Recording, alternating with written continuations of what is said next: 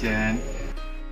Hari ini kita menggarap batik custom lagi, pesanan dari Mas Herman.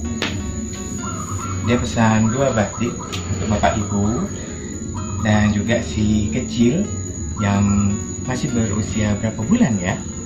Nah, beliaunya itu request batik yang warnanya cerah, kemudian ada makna filosofinya.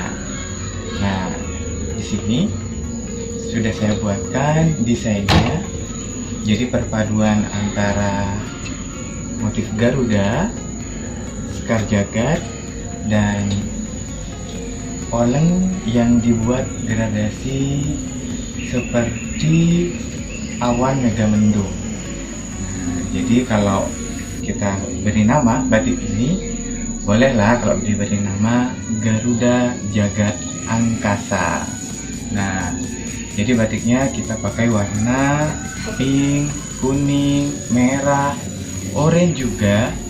Kemudian ada beberapa warna ungu, sehingga tampaknya seperti ini. Nah, nanti dasarnya ini kita akan beri warna biru, sehingga cerah tapi tidak norak gitu ya. Nah, kita tunggu sesi berikutnya di video berikutnya.